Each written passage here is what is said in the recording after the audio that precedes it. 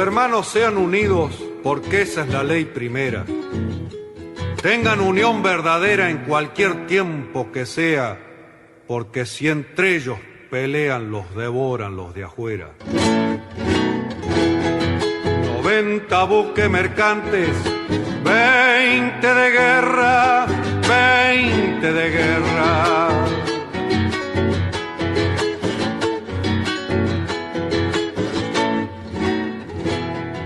Vienen pechando arriba las aguas nuestras, las aguas nuestras.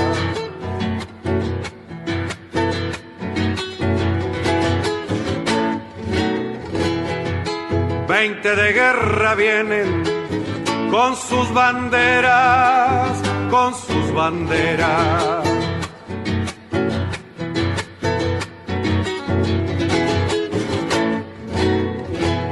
La pucha con los ingleses, ¿quién los pudiera? ¿Quién los pudiera? Que lo tiro a los gringos, un y gran 7, navegar tantos mares, venirse al cohete, que digo venirse al cohete. Con los acordes y el canto de la vuelta de obligado triunfo tradicional, con letra de Miguel Brascó e interpretado por Alberto Merlo, hoy 16 de abril damos comienzo al programa 324 de Obligados a Volver, programa que se transmite todos los miércoles y sábados a las 18 horas por nuestra página en Facebook Obligados a Volver, programa radial. Obligados a Volver, un análisis de la realidad argentina y mundial, desde nuestra mirada que es nacional, popular, democrática, feminista, latinoamericanista, ambientalista y plurinacional. Obligados a volver, porque como dijo el general San Martín, cuando la patria está en peligro, todo está permitido excepto no defenderla. Recordando y reivindicando además nuestras consignas fundacionales: lealtad a Perón, Cristina Conducción. Dirección Norberto Raful y consejo de columnistas y asesores. Locución, quien les habla, Irene Ring. En la operación técnica, Nicolás Rearte. A continuación, Norberto nos comentará, como suele hacerlo, el temario de nuestro programa de hoy. Buenas tardes, Norberto. Buenas tardes, Irene. Buenas tardes a todos, todas y todes, les oyentes de Obligados a Volver. Programa número 324, que corresponde al sábado 16 de abril. Como es nuestra costumbre, lo organizamos en dos bloques. El primer bloque se inicia con el informe de política internacional de Hernán Pereira. Luego viene un informe especial con este título: Occidente también censura. Y cierra el bloque la columna de Fernando Izas sobre Palestina y Medio Oriente, con el último tramo del informe sobre Irak. Hacemos un pequeño intervalo para dar a conocer nuestros otros medios de comunicación e ingresamos en el segundo bloque, de la mano de Clara Inés Ponce Betty y su columna de rock nacional, que esta vez va a hacer un resumen de la historia de Gustavo Noé Zavala, de la banda El Tren Loco. Y a continuación, el panorama teatral de Marisa Barrera con su obra Moscú. Seguidamente, la columna Vamos al Cine de Rubén Cusati, con un nuevo análisis de películas premiadas en el Festival Nacional de Mar del Plata. Dicho esto, ¿qué te parece, Hernán, si arrancás con tu columna? Buenas tardes, compañeros. Este es el informe de política internacional. Sigue en primera plana el tema de la guerra en Ucrania, la invasión rusa a territorio ucraniano, que se ha complicado en las últimas horas por el hundimiento de la nave insignia de la flota rusa en el Mar Negro, el acorazado o la fragata Moskva, que en realidad es Moscú, ¿no? en ruso. aparentemente recibió un impacto de misiles ucranianos, y cuando era remolcado, porque se generó un incendio, hubo que evacuar la tripulación, era remolcado por otro buque, se produjo una explosión de su centina, de su depósito de municiones, y se hundió en el Mar Negro. Esto es una derrota muy grave para los rusos. Se produce en la región del Donbass, cerca de Mariupol, que es la ciudad que está en disputa, donde realmente se libran los combates más encarnizados. Los rusos dicen que tomaron el puerto de Mariupol, lo niegan los ucranianos, pero es muy difícil que puedan terminar resistiendo los ucranianos en esa zona. Están absolutamente rodeados y la superioridad militar rusa es enorme. De todas maneras, los ucranianos están presentando una fuerte resistencia. Estados Unidos los está proveyendo de armas y de materiales.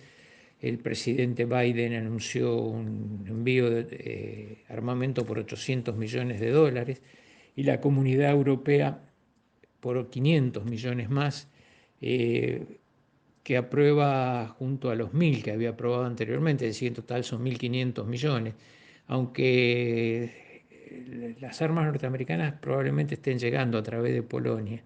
Las de la Comunidad Europea no se sabe a ciencia cierta cuántas llegaron, cuál es el camino y cómo se está coordinando la ayuda. Los ucranianos se quejan de que no es efectivo el aporte de los europeos. De todas maneras, desde la noche del jueves, el amanecer del viernes, comenzaron a sonar las alarmas antiaéreas en Kiev y en Kharkov, las principales ciudades de Ucrania, y se produjeron nuevos ataques de la aviación y ataques con misiles de parte de los rusos, aparentemente en represalia por algunos ataques llevados a cabo por helicópteros ucranianos sobre territorio ruso, y por el hundimiento del Moskva. Serían en represalia por estos ataques. No se sabe a ciencia cierta.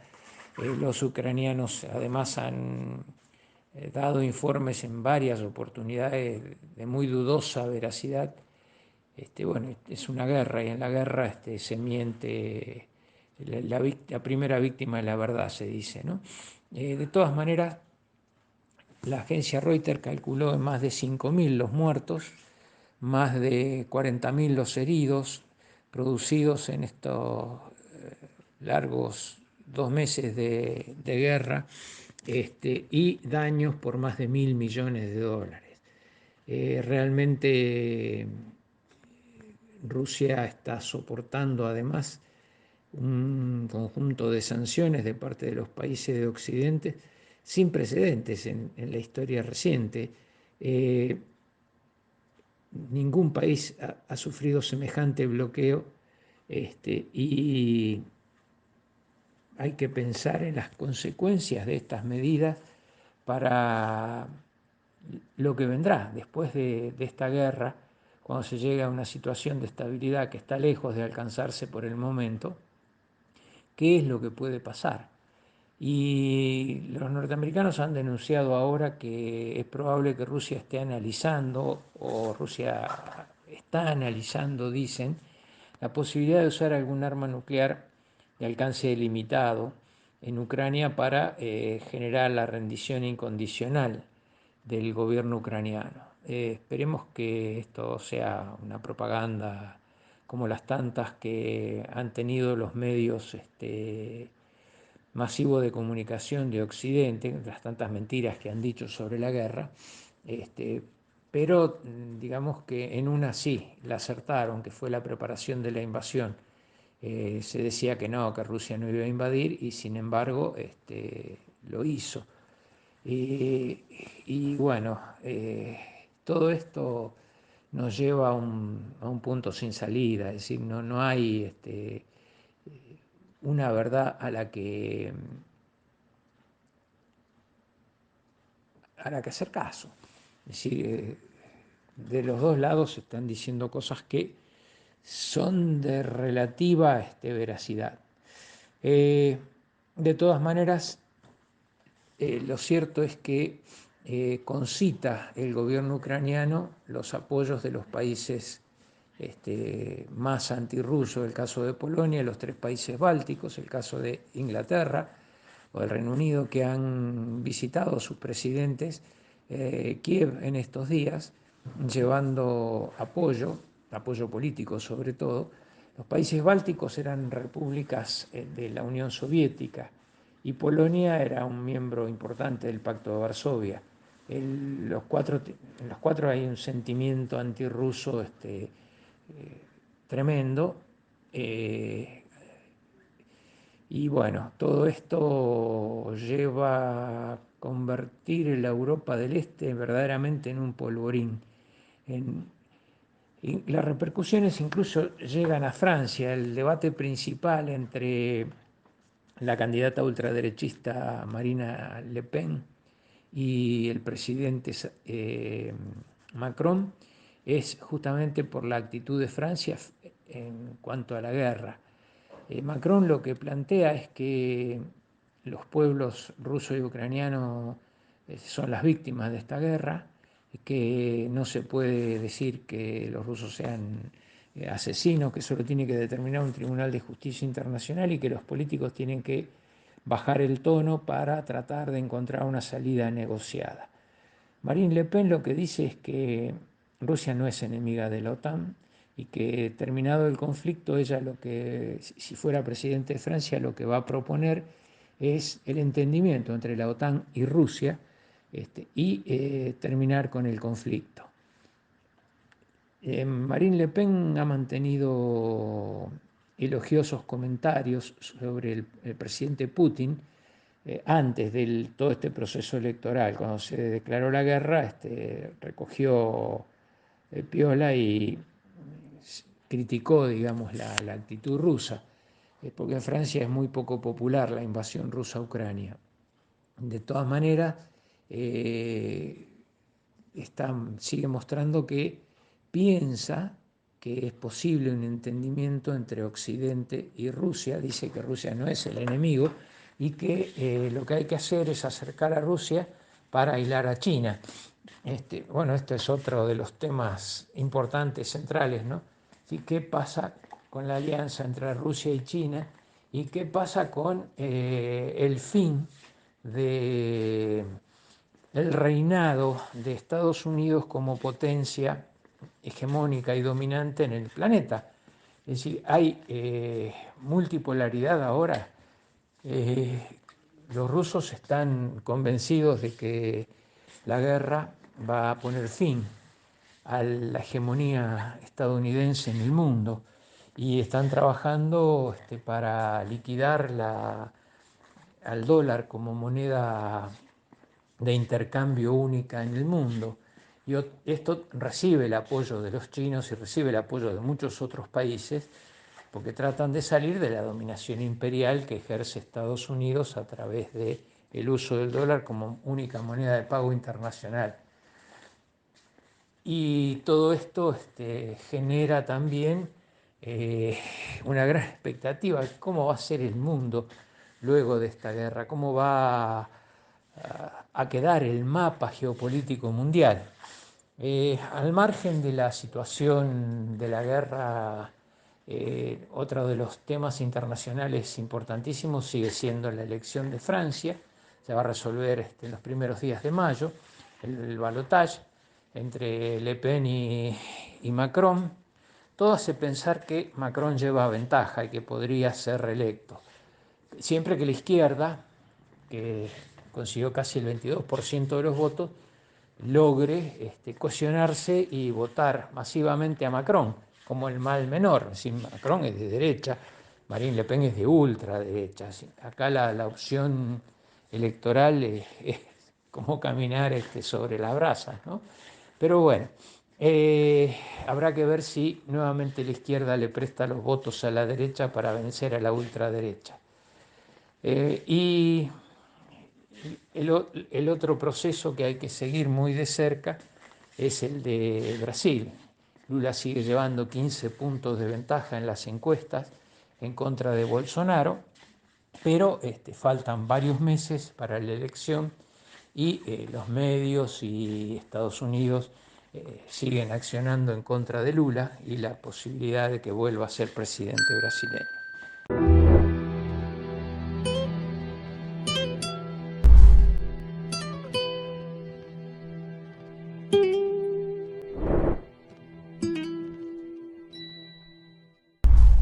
¿Tiene alguna lógica? ¿Y alguien me puede explicar lo que estamos viendo en Europa al respecto de la reacción a la guerra en lo que refiere a todo lo que tenga que ver con Rusia? YouTube cerró el canal de RT en español con 6 millones de suscriptores. Es el canal más visto en América Latina y fue central en varias crisis recientes del continente para contar lo que se buscaba silenciar. Crece la censura, dice Marco Terugui aquí. Compañeros, creo que una de las señas de identidad de las democracias occidentales, de la democracia liberal, de lo que entendemos como Estado de Derecho, de lo que entendemos como el marco jurídico que nos hemos dado los españoles y los europeos, es la libertad de prensa. Es el hecho de que tengamos libertad los ciudadanos para informarnos con los medios de comunicación que nosotros consideremos que son relevantes para que tengamos una información veraz. El cierre de RT y de Sputnik es precisamente un atentado contra la concepción misma de la democracia liberal. Yo entiendo perfectamente que en un contexto de guerra tienes que tomar decisiones difíciles. Que en un contexto de confrontación con una potencia como es la rusa, que está ocurriendo, es decir, hay una confrontación, aunque no sea directa, entre Occidente y Rusia muy claro. La guerra en Ucrania, la invasión rusa de Ucrania, es algo que rompe los consensos que nos habíamos dado en el continente europeo, y eso es absolutamente innegable, y ante circunstancias como esta, caben, en determinados momentos, decisiones excepcionales. Ahora bien, tengamos cuidado, porque con el cierre, con la censura de medios de comunicación, sin que encima haya un marco jurídico que lo avale, lo que nos estamos encontrando es que se desnuda lo que entendíamos como democracia liberal, como lo que verdaderamente parece, viendo lo que estamos viendo, es una farsa. Una auténtica farsa. En el momento en el que, para poder ver RT desde España, hay gente teniendo que descargarse una VPN para poder consumir la información que le llega desde una fuente de parte, como efectivamente es la rusa, tenemos un problema muy serio. Tenemos un problema muy serio que además marca un antecedente. Marca un antes y un después. Y esto es a mí lo que me parece preocupante. Porque bien, hoy se cierra Russia Today y Sputnik para protegernos a los ciudadanos de la propaganda rusa en un momento de guerra, sin que se haya decretado ni la ley marcial ni el estado de excepción. Marco jurídico que avalaría este tipo de decisiones. Pero mañana, a lo mejor, nos cierran medios de comunicación como Furor TV, por poner un ejemplo, por cualquier otro tipo de vinculación que quieran sacar, por cualquier otro tipo de interés. ¿Y qué pasará? ¿Y qué ocurrirá? ¿Qué ocurrirá? Porque ya habremos marcado la línea que los demócratas entendíamos como un punto que no podíamos traspasar, que era precisamente la censura de medios de comunicación, que era precisamente el cierre arbitrario de medios de comunicación.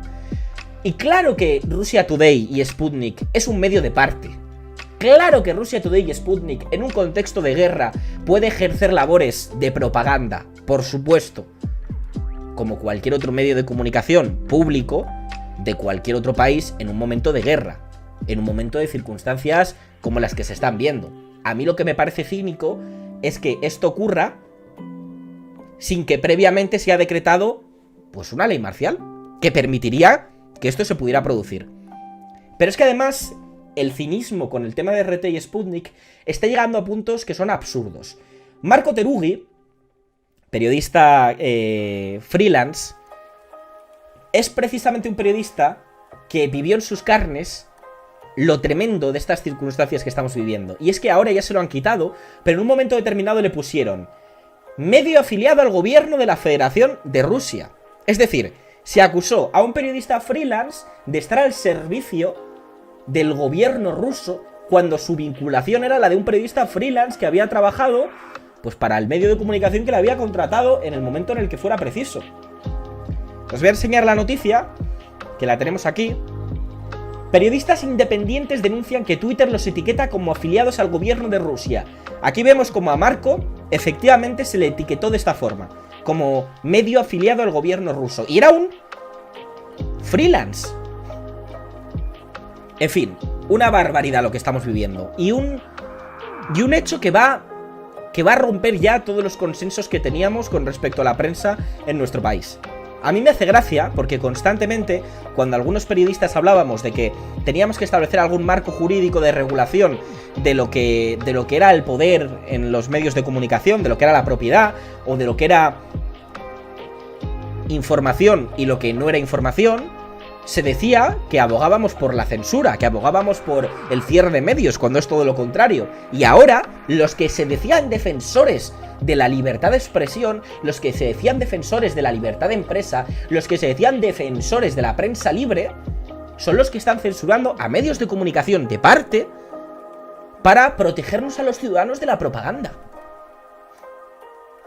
Los adalides del liberalismo están produciendo esto. A mí me parece una vergüenza. A mí me parece una vergüenza. Y creo que no hace falta considerar a RT y a Sputnik grandes medios de información independientes, que evidentemente no lo son, para decir que esto es una barbaridad y una vergüenza. Pero es que además esto no solamente se está quedando con el hecho del cierre de medios de comunicación públicos rusos, sino que también lo estamos viendo con casos como el que estamos viendo aquí. Oliver Stone sacó hace tiempo un documental. Bien, pues este documental que trataba el asunto de Ucrania, ¿no? Estamos viendo cómo ha sido censurado por parte de YouTube. Es decir, YouTube ha eliminado el documental, lo ha censurado para protegernos también, entiendo, de la terrible propaganda. De la propaganda rusa beligerante que tiene una gran audiencia en nuestro país, ¿verdad? O sea, todo el mundo estaba viendo Sputnik, todo el mundo en España estaba viendo los documentales de Oliver Stone. Es que tiene narices, tío, tiene narices. Tiene narices y creo que esto el problema es que es un antes y un después.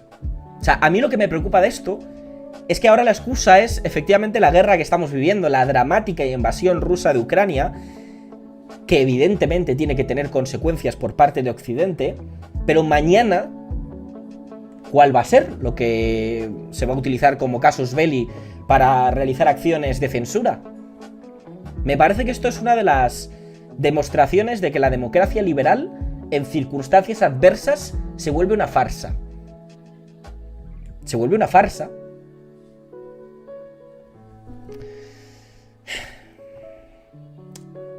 ¿Qué medio es independiente y grande al mismo tiempo, Sergio? El tema de la independencia periodística y de los medios independientes es muy complicado dirimirlo, porque ¿qué significa que un medio sea independiente?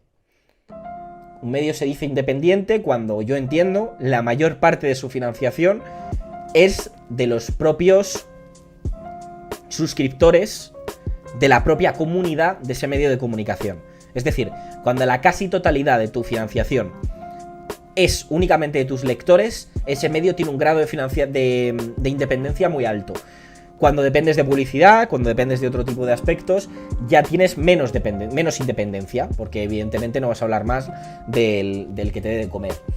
Y los medios públicos, evidentemente, bueno, pues son menos independientes que los medios que tienen una financiación, pues, de los propios suscriptores, de los propios seguidores. Se vuelve, no, de facto es una farsa. Se demuestra sus costuras, se demuestra las costuras de la democracia liberal con esto. Yo lo voy a dejar en eso.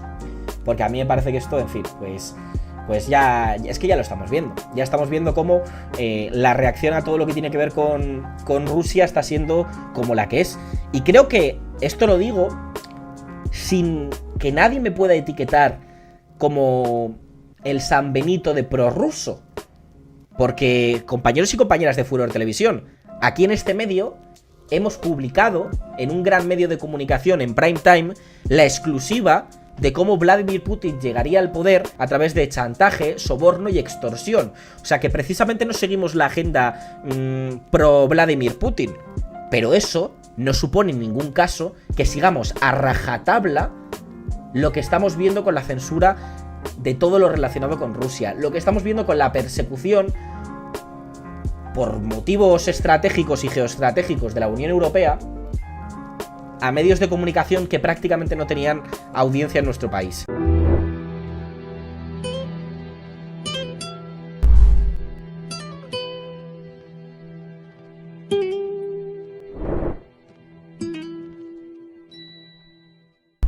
Amigos, buenas tardes. Mi nombre es Fernando Izas.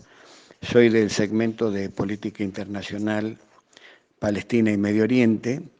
Hoy vamos a entregar nuestro tercer y último micro de Irak y elegimos para este momento, después de tantos datos políticos, socioeconómicos, tratar de hacer eje en algo que es parte de la herencia más importante de Irak, que es la cultura.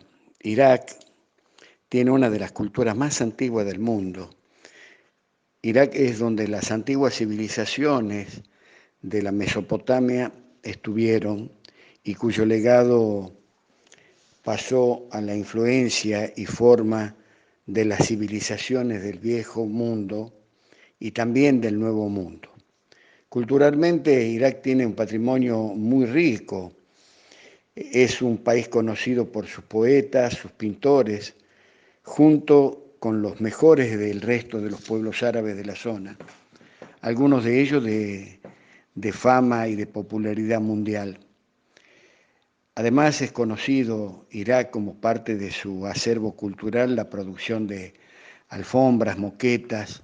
La arquitectura iraquí se ve en la metrópolis de su capital, Bagdad, a pesar de la destrucción provocada por la guerra, por la invasión de Estados Unidos, de la OTAN. Y hoy se empieza a vislumbrar una construcción casi nueva, con algunas islas de mezcla de edificios antiguos con las construcciones modernas, contemporáneas. A diferencia de muchos países árabes, Irak celebra los logros de su pasado en los tiempos preislámicos. Lo que ahora es Irak, una vez la cuna de la civilización en la antigua Mesopotamia y la cultura sumeria, donde se inventó la escritura y la rueda.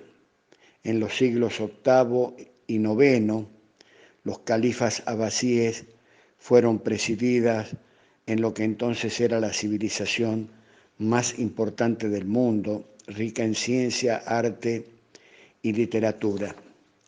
Y en una suerte de renacimiento, al igual que nuestra calle Florida, salvando las distancias, existe una calle de la cultura en Bagdad que, a pesar de el gobierno impuesto por la invasión y por la colonización imperial, va tratando de recuperar su luz, su espacio y recuperar de alguna manera ese legado cultural.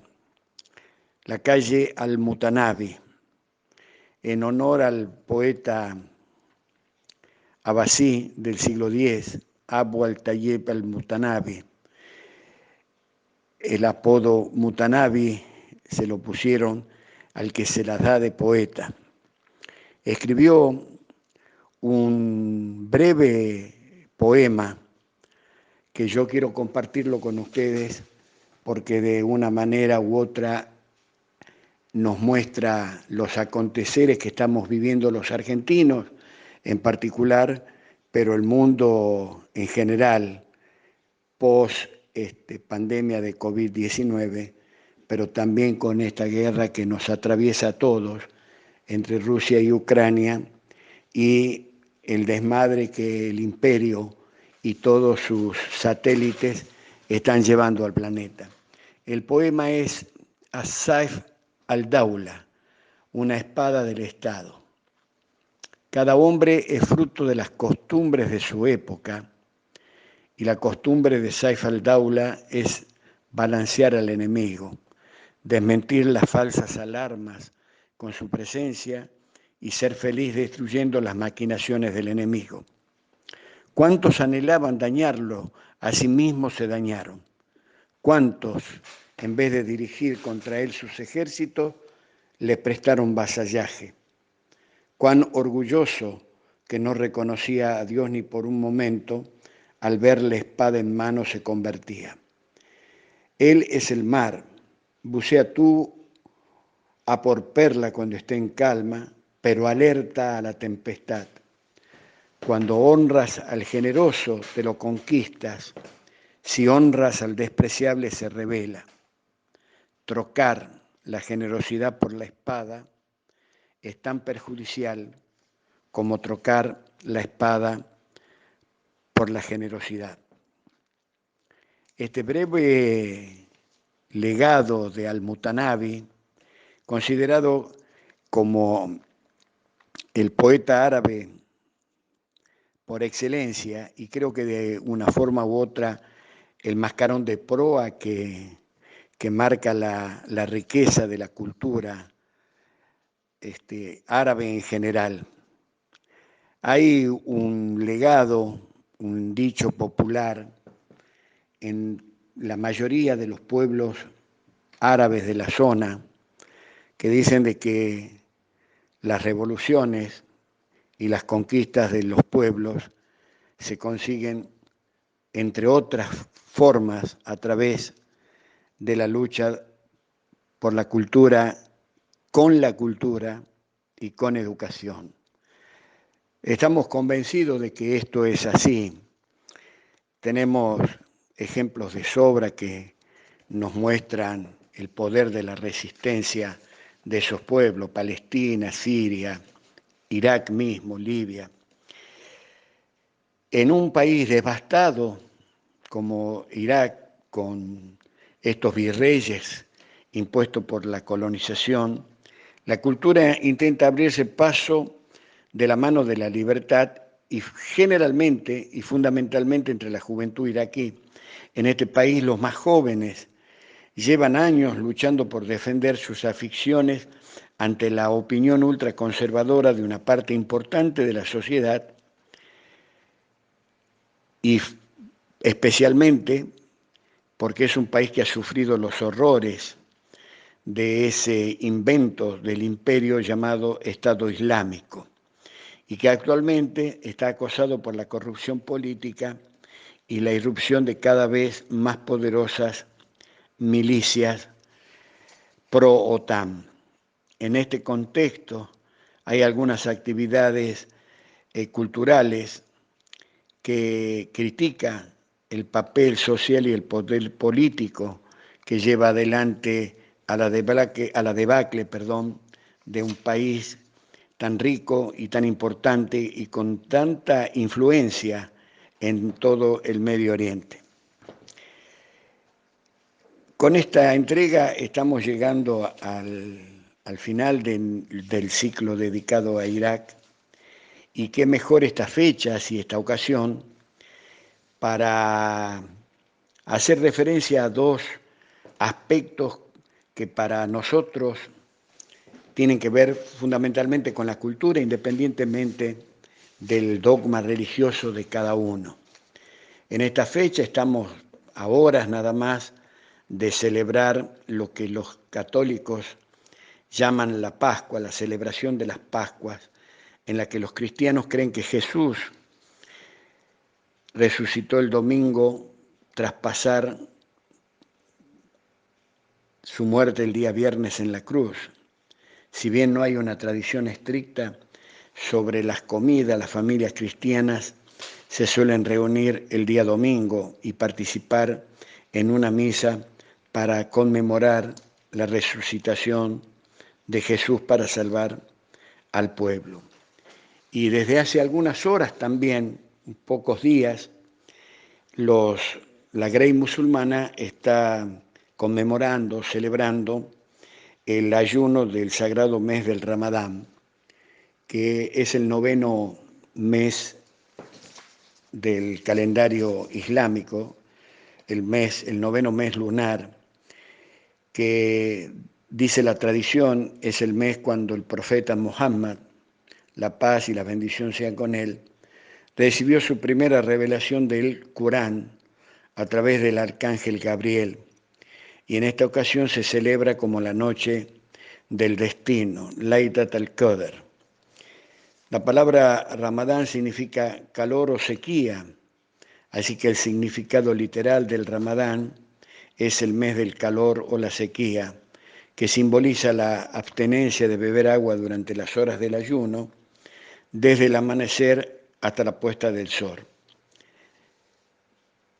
Lo más importante, a nuestra opinión, que tiene que ver también con una cuestión estrictamente cultural, los musulmanes que practican durante el mes del Ramadán y llevan adelante el ayuno, que es uno de los 5 pilares de la religión, el cuarto que dice ayuno durante el mes de Ramadán, lo que significa abstinencia de comer y beber durante todo el mes hasta el amanecer y hasta la puesta del sol.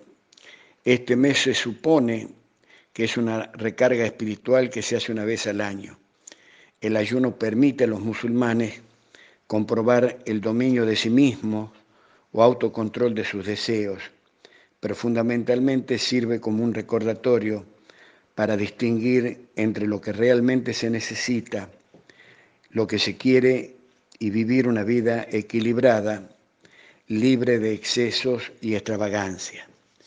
Dicen y cuentan algunos exégetas antiguos y contemporáneos también de las escrituras del Corán, que este es el significado de que todo musulmán y toda musulmana experimenta en este ayuno durante todo el mes de las necesidades que tienen los más olvidados por los estados, los gobiernos y las sociedades.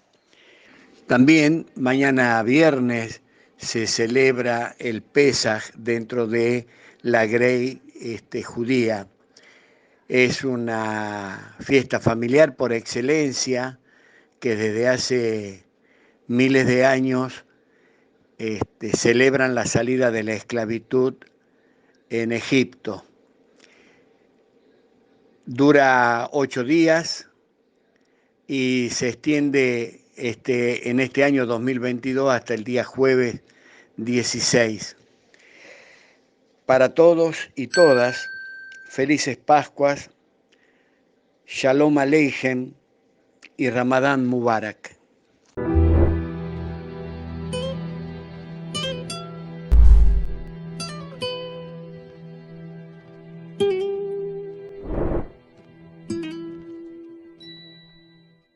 Obligados a Volver se solidariza con Milagro Sala, injustamente detenida desde enero de 2016, y con todos los demás detenidos y perseguidos por el régimen macrista y sus cómplices del sistema judicial, por la pronta liberación de los presos políticos.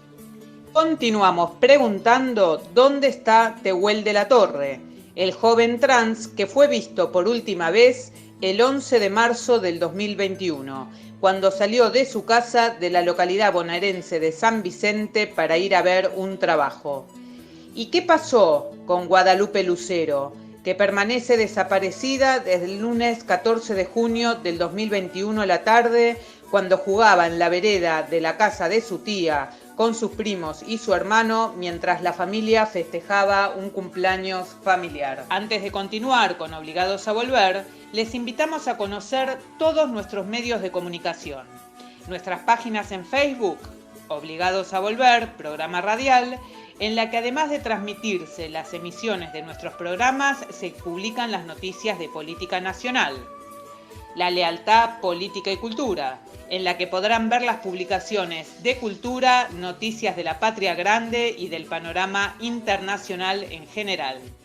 Y el grupo Obligados a Volver, dispuesto para el intercambio de información y debate entre nuestros oyentes.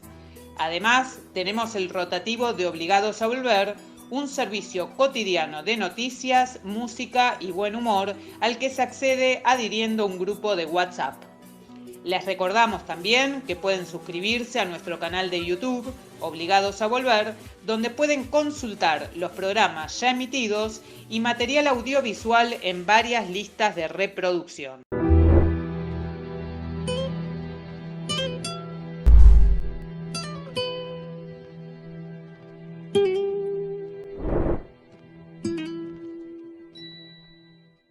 Hola, buenas tardes a todos. Mi nombre es Clara Inés Boncebetti, alias Nair, y esta es la columna de rock nacional para el programa Obligados a Volver.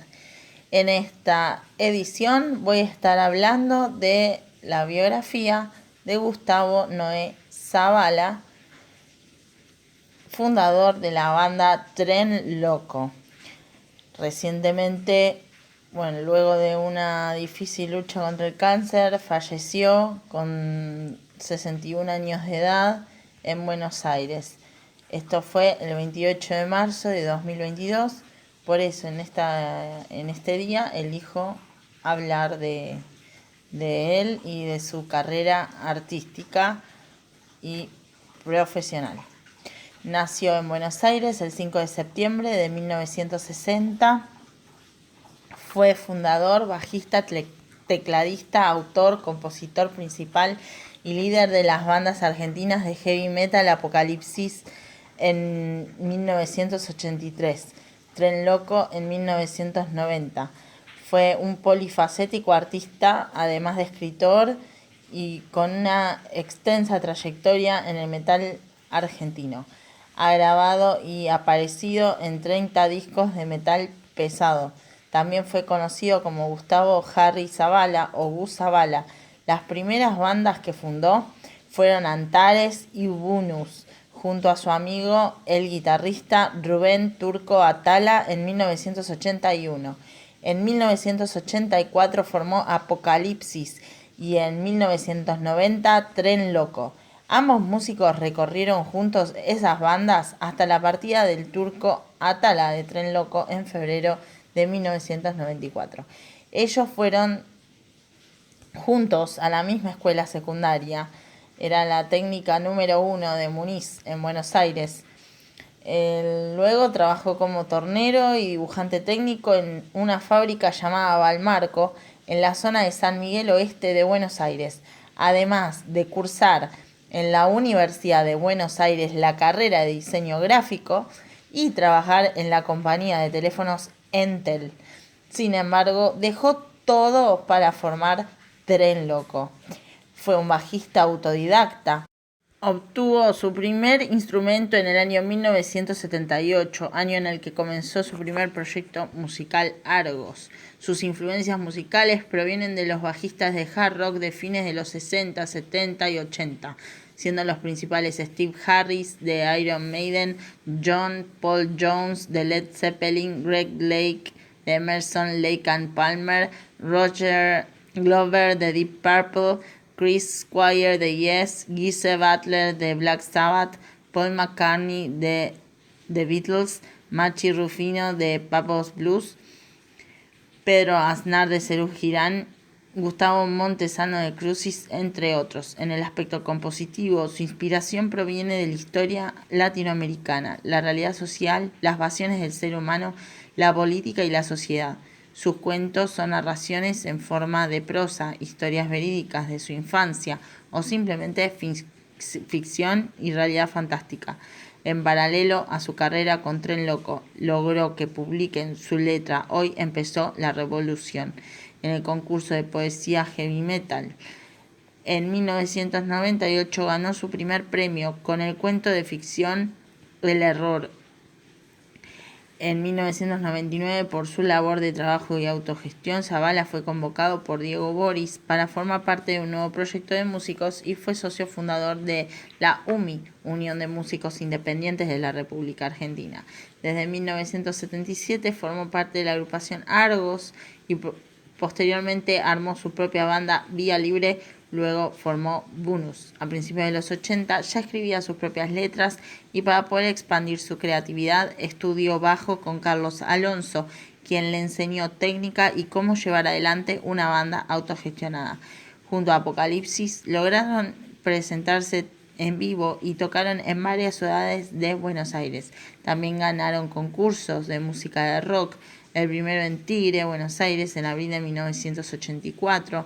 Luego obtuvieron el premio Club de Ganaderos de Ciudadela y para mayo de 1985 grabaron su primer demo Endemoniado en los estudios Sonotec en Buenos Aires. En marzo de 1986 llegó una gran oportunidad y se presentaron en un megaconcurso realizado en el Parque de la Ciudad, donde se llevaron el primer premio, que consistía en $500, además de una presentación en la televisión en Canal 7. En agosto de ese año se presentaron en el Teatro San Martín y allí asistieron Papo Napolitano y su banda Riff a verlos. La banda siguió tocando a pesar de la tortuosa situación económica, la temida hiperinflación y las célebres y tristes razias de la policía bonaerense, que comúnmente suspendían sus conciertos autogestivos y los enviaba directo al calabozo de la comisaría del lugar. En 1989 se disolvió Apocalipsis y Gustavo armó una banda con amigos para divertirse. Grabaron a fines del 1990 un demo con 3 temas: Tempestades, Némesis, La Vengativa y Hey Hitler, en los estudios Sonovisión, sumándose Zabala, además del bajo, en los coros y teclado.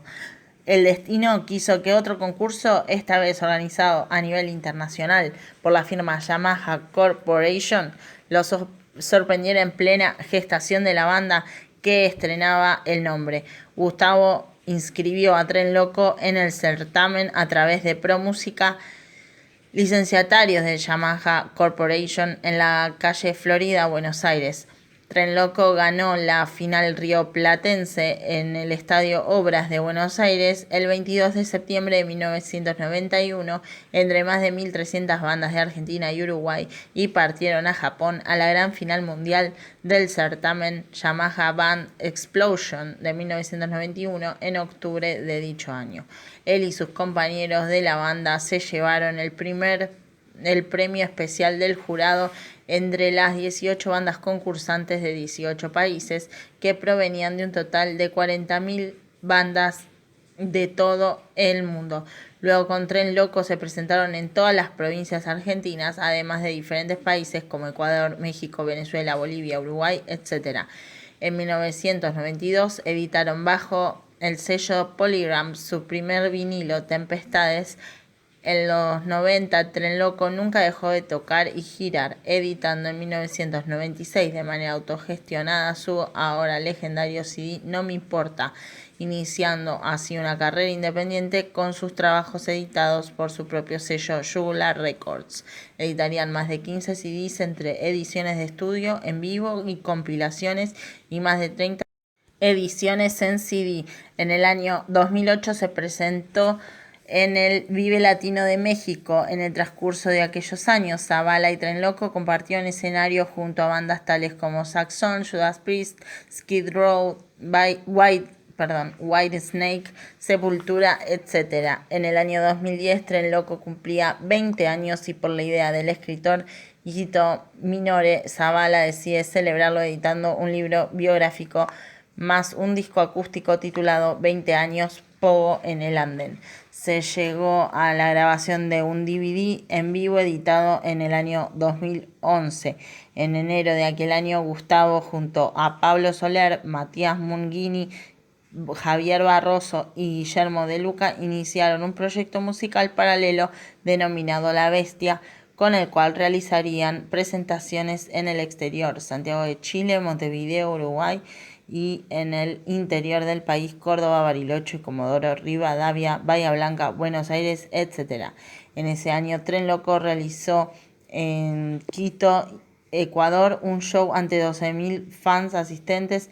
En la segunda parte de este año, Tren Loco continuó girando y realizó una presentación junto a Whitesnake y Judas Priest en el estadio de Racing Club en Buenos Aires, Argentina.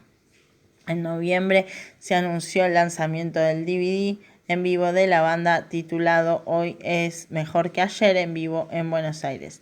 En marzo de 2011, Fernández Guitars, con reconocida marca de guitarras y bajos, lo convocó para dar clínicas musicales y notas radiales en diferentes ocasiones. Otras marcas que le eligieron como representante son Pedales Joyo, Audio, Kirling, Cables, Cuerdas, Magma y Correas Antitodo. A fines de marzo viajó a Venezuela al Gilman Fest en la ciudad de Caracas. Tren Loco cerró el año con su ya esperado paso por el festival Metal para Todos, junto a las bandas más representativas del metal argentino, y se presentó por 8º año consecutivo en el mega festival Cosquín Rock. Además de su banda Tren Loco, Gustavo Zavala fue convocado a tocar el bajo en la banda La Bestia, tributo argentino a Iron Maiden. Dicha banda giró en el 2012 por Latinoamérica y varias provincias argentinas junto al primer cantante de La Doncella de Hierro, Paul Diano, presentando en vivo los 2 primeros discos de la banda británica. Además de sus grabaciones y actuaciones junto a las bandas de metal pesado, Gustavo Zavala ha editado de manera solista 4 CDs de música metal: Relax para bebés, los CDs de la colección Metal for Babies. En enero de 2017 editó el CD de su flamante banda solista Sur, cuya totalidad de temas, 18 en total, son de la autoría de Zavala. El CD debut sería editado por Jugular Records y distribuido por Icarus Music. Cuenta con músicos invitados como Claudio Tano Marcielo, Pablo Soler, Javier Barroso, Horacio Jiménez, Zombie, Gauna, Marcelo Roascio, Eduardo Augusto, entre otros. Bueno, amigos, eso fue todo por hoy. Espero que les haya gustado y nos despedimos con un tema y nos encontramos en la próxima edición. Esto fue la columna de rock nacional del programa Obligados a Volver por Nair.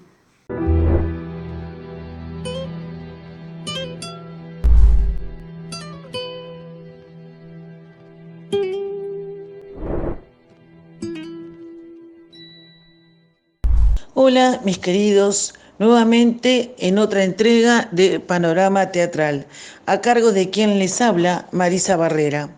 Hoy les quiero comentar acerca de Moscú, que es un teatro escuela, sito en la calle Juan Ramírez de Velasco, al 535 en la ciudad autónoma de Buenos Aires. La idea del teatro escuela es acompañar el recorrido de cada estudiante, brindando herramientas concretas para actuar. Proponen un recorrido que permite potenciar al actor en el proceso de cada persona para que pueda desarrollar su manera de imaginar y crear. También ofrecen complementarios de clown, dramaturgia, producción y movimiento. Moscú es una sala alternativa ubicada en Villa Crespo.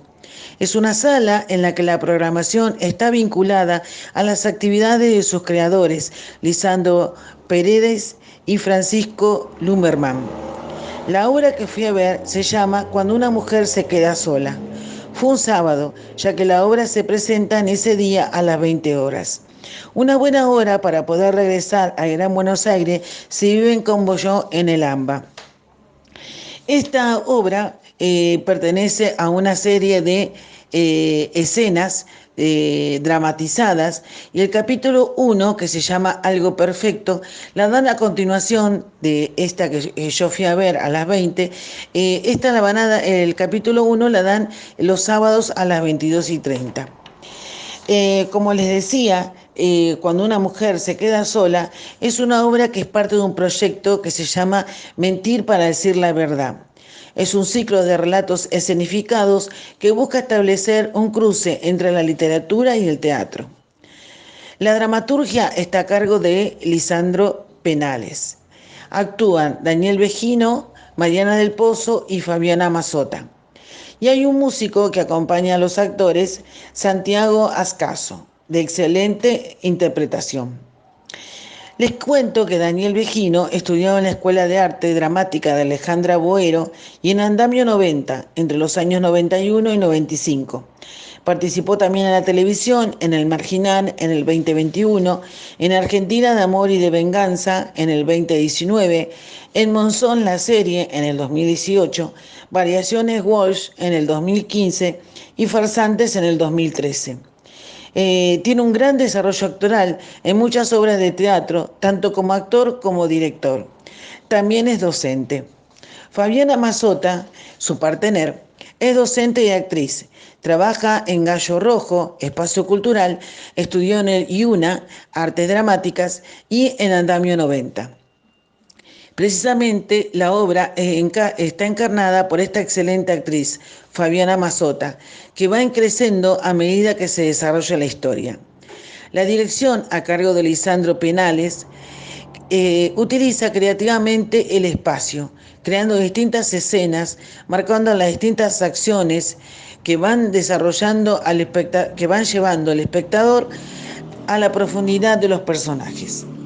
Las excelentes actuaciones de Fabiana y Daniel toman por sorpresa al espectador, llevándolas a sentir lo que ellos están interpretando.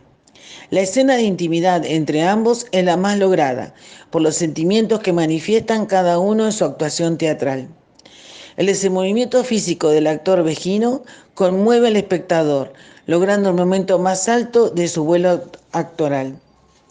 Recomiendo esta obra por ser actual, por las actuaciones y porque pertenece al teatro alternativo, merecedor de todo nuestro apoyo publicitario. La verdad que la obra es excelente para pasar un sábado con amigos. La sala es propicia, no es muy grande y tiene las ventilaciones y los protocolos de la sanidad que pide en esta época de pandemia. Yo les pido que si aquellos que vayan a verla, vayan a sacar las entradas antes o a través de Alternativa Teatral. Y recuerden que el teatro nunca se entra en horario puntual, sino que hay que estar un ratito antes para que los actores puedan prepararse y cerrar las puertas y que nadie interrumpa su trabajo. En mi próxima entrega les hablaré de Campo Minado, obra de teatro que reconstruye recuerdos de la Guerra de Malvinas en el Teatro San Martín. La obra es una reposición que estará todo el mes de abril. Ojalá se extienda, así sus actuaciones, que son muy buenas, ustedes pueden verla en cualquier otro momento. Creo que es de un fuerte valor nacional, además de actoral. Yo tengo entradas para el 23 de abril, así que en mi próxima entrega les podré compartir lo que yo viví como espectadora. Bueno, mis queridos, los espero pronto en mi próxima entrega de Panorama Teatral. Y recuerden lo que siempre les digo, vayan al teatro, que les abre el alma. El arte es lo mejor que nos puede pasar. Chau, chau.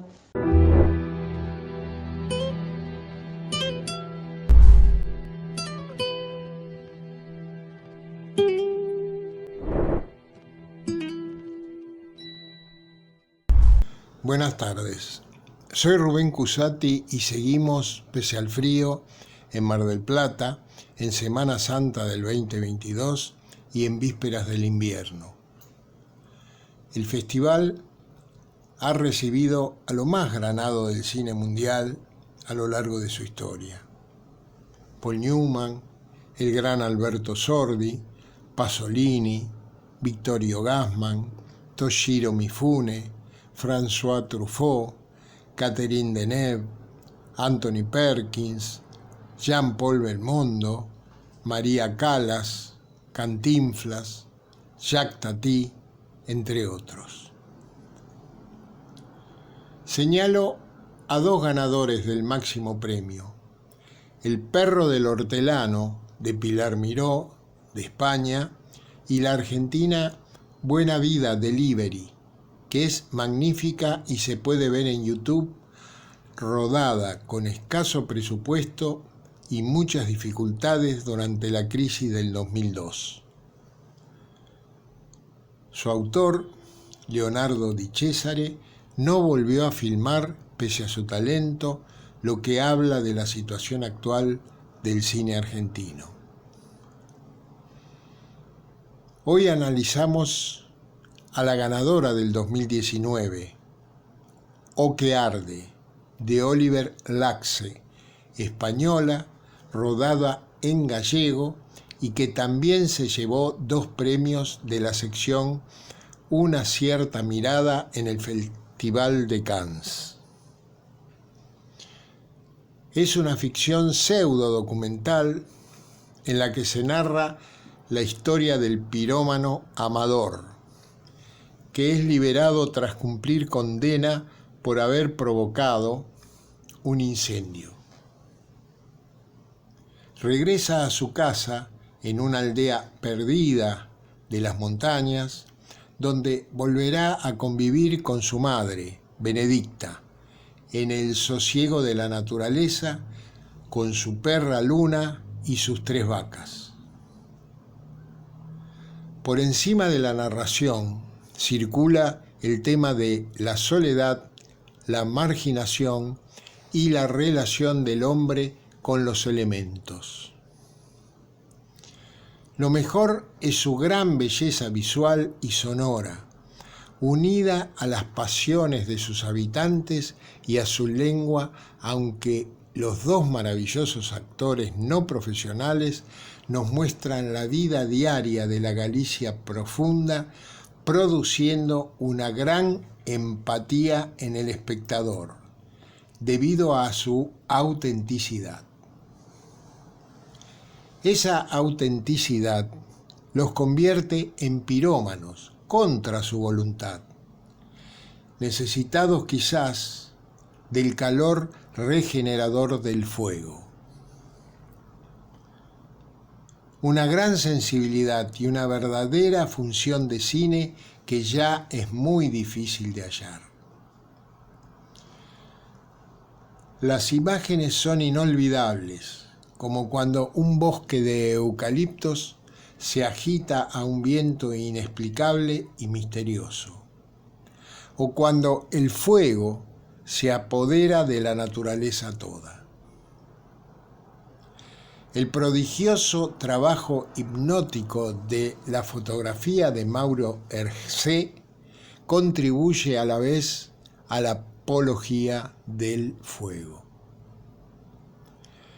Destaco lo que venimos repitiendo y que es también responsabilidad de una política cultural del Estado. Que esta película independiente fue la más taquillera de la historia hablada en gallego, no solo debido a las buenas críticas, sino también a la cuidada estrategia de lanzamiento, con buen número de copias y a buenas distribución y exhibición. La mayoría de obras arriesgadas como esta solo son aclamadas por la crítica, pero no por el público más general. Pero esto no sucedió con Lo que arde, a pesar de que no sigue los ritmos del cine comercial. El film tiene magia para atraer a un público más numeroso, sin perder de vista el estilo del realizador, que nos sumerge en una experiencia cinematográfica de indiscutible belleza estética, sin dejar de emocionarnos con sus personajes. No es solamente una reflexión sobre un lugar perdido en las montañas lucenses, sino que podemos extrapolarlos como una metáfora del mundo en el que arde la individualidad, la competencia y las ambiciones de las personas en un sistema injusto. Arde en nuestro mundo la falta de solidaridad y la insensatez que se extienden como manchas de petróleo que acabarán incendiando lo que nos rodea y a nosotros mismos, acabando también con formas de vida dignas, igual que en los incendios cotidianos lo hacen los odios, nuestra fragilidad moral y social, que tiene sus causas en la falta de respuestas al misterio de nuestra existencia. Por ejemplo, a la tala indiscriminada de nuestros bosques, a la soja. ¿Quién de nosotros no ha soñado alguna vez en quemarlo todo? La próxima seguiremos comentando películas que intenten trascender de la medianía actual del cine. Será hasta entonces.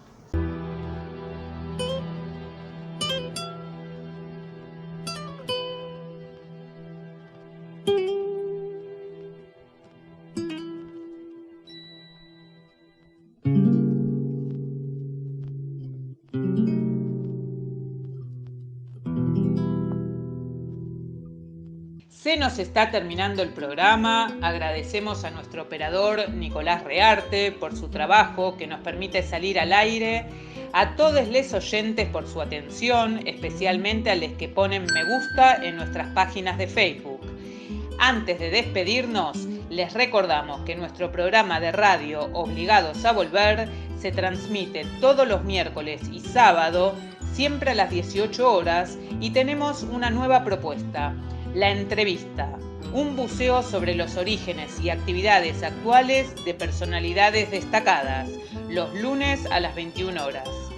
También les informamos que desde mediados del año pasado nos hemos incorporado a la red de programas de radio Vamos a Andar, sumando a muchos de sus integrantes a nuestra lista de columnistas invitados.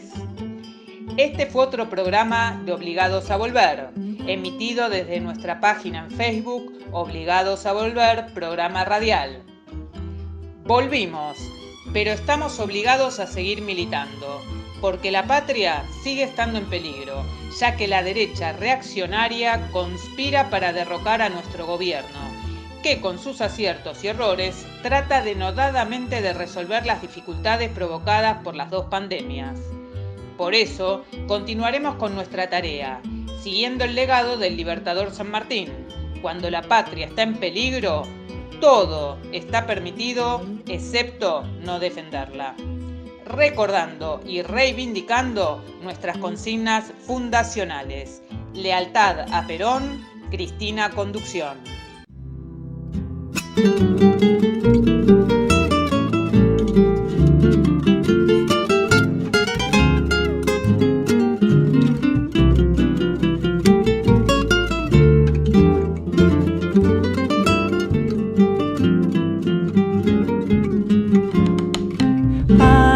Es mi gente en su tierra, es nuestra forma de ser. Soberano es de su patria, quien la sabe defender. Soberano es de su patria, quien la sabe defender. Mujeres luchando, es codo a codo el deber, soportando el mismo fuego.